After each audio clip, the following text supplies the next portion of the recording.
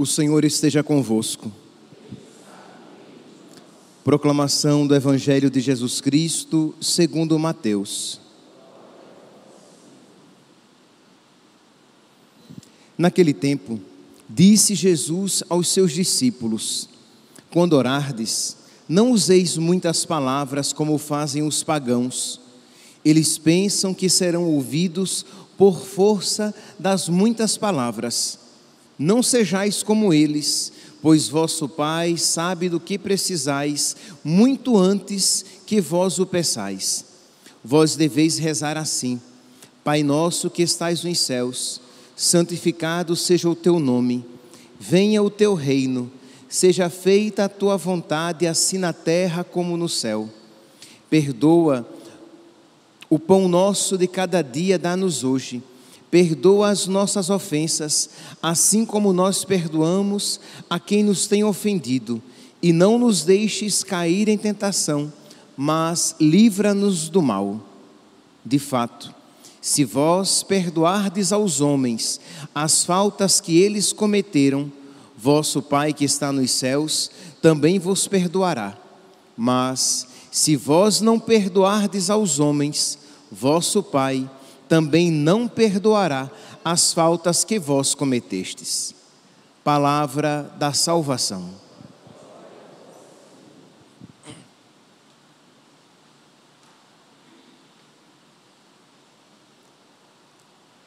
Caríssimos irmãos e irmãs, nós estamos na primeira semana da Quaresma e nós iremos principalmente no início da Quaresma, nós iremos ouvir muitas vezes textos que falam a respeito dos exercícios quaresmais: penitência, caridade e oração. Então, desde a quarta-feira de cinzas, talvez tenhamos dado ênfase à caridade e à penitência principalmente. Mas a partir de agora, os textos vão dar uma ênfase, tanto as leituras como os textos eucológicos, o oremos, a oração sobre as oferendas, a oração pós-comunhão, vão também dar uma ênfase bem clara sobre a necessidade da oração, que nós precisamos dar vida às nossas outras obras quaresmais. Isto é, se eu fizer penitência, mas eu não rezar, aquela penitência, ela estará sem vida, sem vivacidade.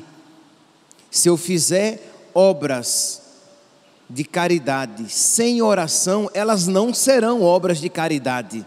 Porque para que elas sejam obras de caridade, eu preciso fazer por amor a Deus, movido pelo amor de Deus. Senão, quando muito, será filantropia e não verdadeira caridade. Então, precisamos rezar sempre, rezar muito, porque sem mim, disse Jesus, nada podeis fazer. E a oração nos liga a Deus. A nossa oração é esse nosso diálogo com Deus, que une a nossa alma a Deus e que nos concede as graças, a força, a sabedoria, para que nós possamos viver e viver bem este tempo da Quaresma. Mas a oração não deve ser, essa não é a oração cristã, ela não se restringe, nem se identifica simplesmente com a minha atitude exterior. Então, eu faço orações, eu digo palavras, eu estou em atitude de oração, fisicamente falando. Não, a oração, ela provém primeiramente do coração. Lembra? Jesus disse: este povo me honra com os lábios, mas o seu coração está longe de mim. Então, quando eu me puser em oração, eu preciso me colocar na presença de Deus e suplicar a nosso Senhor que me conceda a graça de ser movido pelo seu Espírito e poder ouvi-lo e falar-lhe ao coração. Então é uma atitude interior. Eu me coloco na presença de Deus e peço a nosso Senhor a graça de estar em comunhão com Ele, que eu tenha intimidade com Ele, porque a oração, ela é primeiramente um dom que Deus concede ao homem. Então, sempre que nós nos colocarmos, nos pusermos em oração, precisamos suplicar o auxílio de Deus. Vinde, ó Deus, em meu auxílio, socorrei-me sem demora. Vinde, ó Deus, em meu auxílio. Ajudai-me, Senhor, a rezar. Ajudai-me, Senhor, a rezar como convém. Ajudai-me, Senhor, a rezar no Teu Espírito. Ajudai-me, Senhor, a rezar com o Teu coração. Então, a oração não se identifica primeiramente com atitude exterior, nem muito menos a palavras ou determinados momentos do dia. É claro que nós temos momentos privilegiados de oração, mas a oração deve ser uma atitude do pensamento, do coração, em que eu me coloco na presença de Deus e que eu procuro sempre estar em comunhão com Ele. Então, aquilo que acontece de uma maneira privilegiada no meu momento de oração na igreja, ou no silêncio do meu quarto, na minha ação de graças, na participação da Santa Missa, no Santo Terço, na Léxio Divina, quando eu rezo a palavra de Deus, na leitura espiritual, na minha oração íntima, em que eu dialogo com Deus, aquilo que acontece de uma maneira privilegiada se estende durante o dia. Isto é, eu vou trabalhar, mas sempre elevando o meu pensamento a Deus, querendo agradar a Deus com aquilo que eu faço, sabendo que Deus me vê, amando Deus, limpando o chão da rua, da minha casa, lavando os pratos, dando aula na escola, cuidando dos pacientes, vendendo na loja em que eu trabalho. Em tudo aquilo que eu fizer, eu estou na presença de Deus. Por quê? Porque aquilo que foi vivido de uma maneira intensa, no momento privilegiado, num local determinado, eu estendo durante a minha vida, o meu dia a dia. Santa Teresinha, ela vai dizer que, para mim, a oração é um impulso do coração, é um simples olhar lançado ao céu, é um grito de reconhecimento e amor no meio da provação ou no meio da alegria.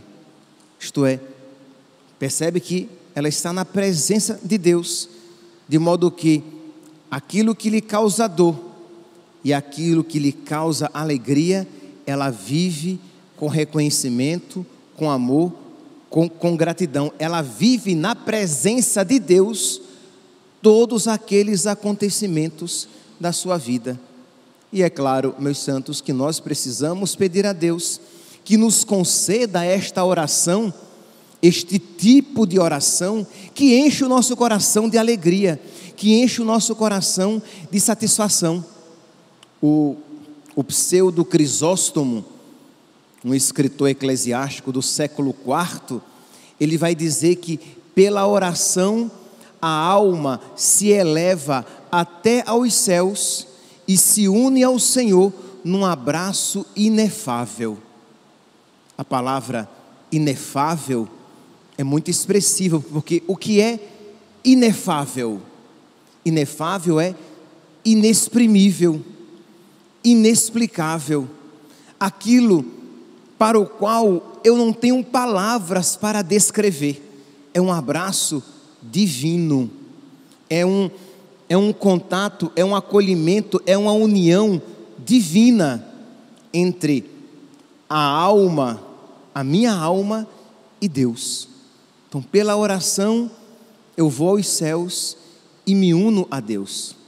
Então, nós precisamos valorizar e muito a nossa oração sempre, que como vai dizer Santo Afonso de Ligório naquele seu precioso livro, a oração, que quem reza se salva, quem não reza se perde e se condena. Então a oração deve ser privilegiada, valorizada sempre, mas no tempo da quaresma nós devemos dar uma intensificada, deve haver um algo a mais em que eu me coloco em oração e sabendo que eu preciso suplicar a Deus que me conceda o dom da oração, porque se pela oração a alma vai a Deus, estamos de acordo de que nós, por nossas próprias forças, não podemos ir a Deus.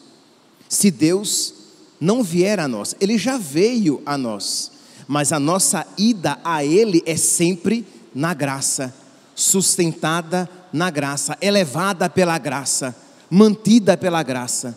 Então, vinde, ó Deus, em meu auxílio, socorrei-me sem demora. É assim, por exemplo, que nós começamos as nossas orações da liturgia das horas, traçando o sinal da cruz e suplicando: vinde, ó Deus, em meu auxílio, socorrei-me sem demora. Então nós precisamos ter essa consciência de que precisamos nos aproximar de Deus, sendo por Deus mesmo aproximado. Se o Senhor não construir a nossa casa, em vão trabalharão os construtores. Se o Senhor não vigiar a nossa cidade, em vão vigiarão as sentinelas. Se o Senhor não nos der o dom da oração, em vão nós nos afatigaremos, nós iremos nos fatigar, nós iremos nos esforçar, mas não iremos alcançar a oração, que é uma graça dada pelo alto. Nós não sabemos o que pedir, nem como pedir, mas vem o Espírito em auxílio da nossa fraqueza. Não é assim que diz São Paulo? Então nós não sabemos como rezar, nós não sabemos os rudimentos da oração. Então tudo é graça.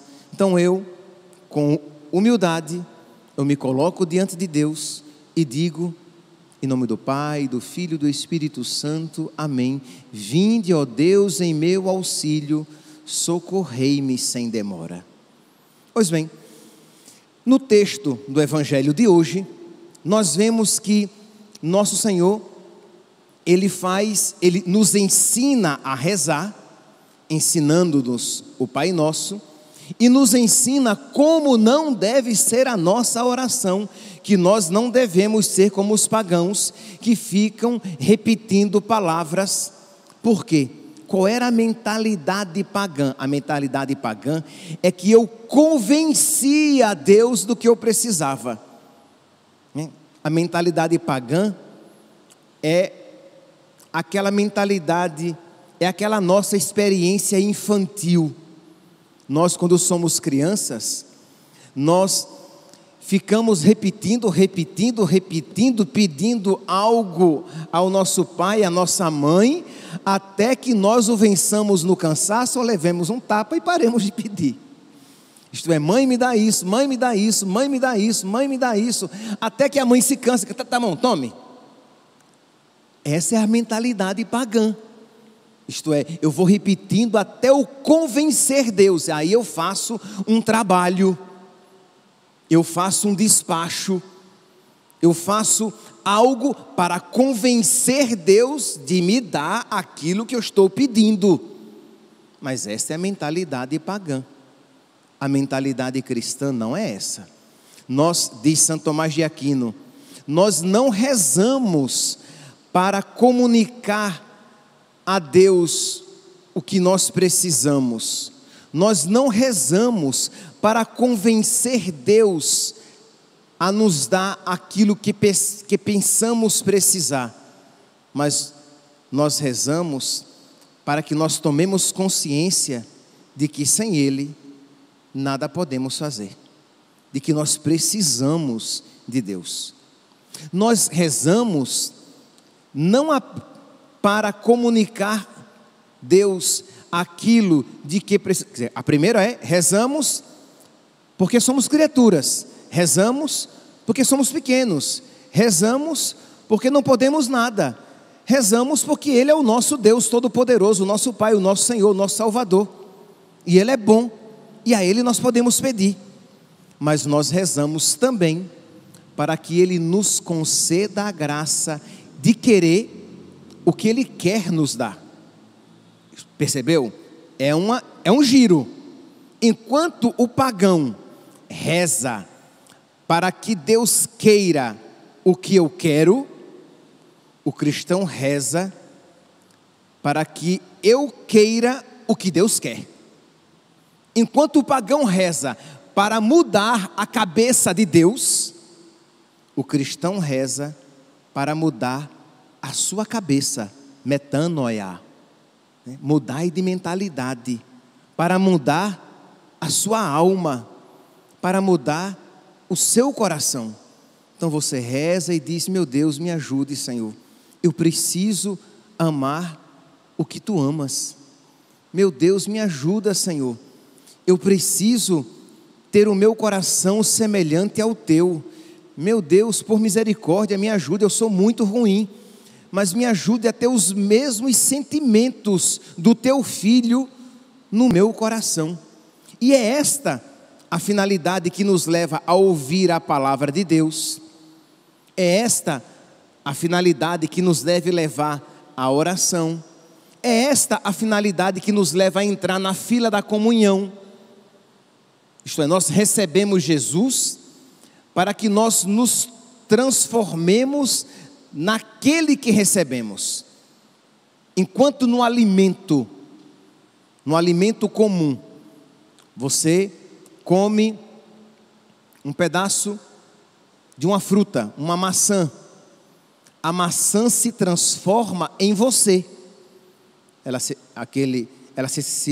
transforma em açúcar, em energia, e vai para a sua corrente sanguínea, vai lhe dar um pequeno pico de insulina, ela vai se transformar em você.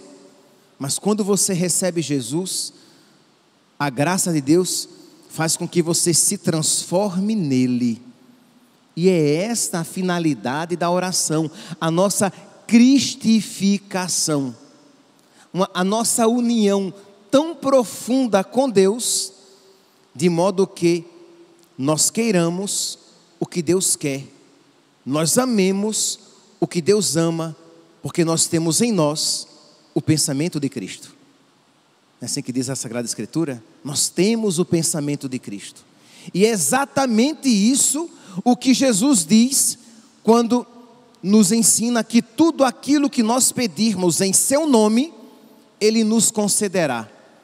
Porque está pressupondo que nós não iremos pedir nada que Ele não pediria. Pedir algo em nome de Jesus é pedir algo que Jesus pediria. Você não vai pedir algo em nome de alguém contrário àquilo que aquele alguém pediria. Então, tudo o que pedirdes em nome de Jesus, recebereis. São João Damasceno, ele diz assim, que a oração, deixa eu ver aqui para dizer tal qual, a oração é a elevação da alma a Deus, ou o pedido a Deus de bens convenientes. A minha alma se eleva a Deus, e na luz de Deus, eu peço aquilo que me convém. Eu não vou pedir aquilo que coloca a minha alma em risco. Eu não vou pedir algo movido pela minha vaidade, ou pelo homem carnal, mas a minha alma foi elevada a Deus, e na tua luz, nós contemplamos a luz. Na luz de Deus eu vejo a melhor parte, eu vejo as melhores coisas e eu peço o que é melhor para a minha salvação e para a glória de Deus. Então, meus irmãos, vamos lá, vamos pedir a nosso Senhor esta graça, e é exatamente isso que Ele nos ensina no Pai Nosso. Ele nos ensina a pedir, não há nenhum problema que nós peçamos, mas pedir no seu Espírito, e Ele nos ensina para coroar os nossos pedidos. Ele ensina-nos a dizer: venha a nós o vosso reino, seja feita a vossa vontade, assim na terra como no céu. No fim daqueles pedidos, mas seja feita a vossa vontade, assim na terra como no céu. E Jesus isso nos ensinou, porque isso Ele viveu. Quando Ele caminhou entre nós, Ele aprendeu a colocar a sua vontade humana debaixo da vontade de Deus, que prevalecesse a vontade de Deus. Pai, afasta de mim este cálice, todavia, seja feita a vossa vontade e não a minha. Percebe? Jesus não pede nada de inconveniente. Jesus pede aquilo que glorifica o Pai. E é por isso então que Ele nos ensina a rezar dessa maneira. E é por isso que tudo aquilo que nós pedirmos em seu nome, nós estaremos pedindo aquilo que é conveniente. Nós estaremos pedindo aquilo que Ele pediria. E o que foi que Ele pediu? Ele colocou a sua necessidade. Mas no fim, Ele disse: contudo, seja feita a vossa vontade, assim na terra como no céu. E a vontade humana de Jesus se adequou amorosamente à vontade divina. A alma humana de Jesus se submeteu amorosamente à divindade. Não houve revolta, não houve uma contraposição, mas uma submissão, uma obediência amorosa. Salve o Cristo obediente.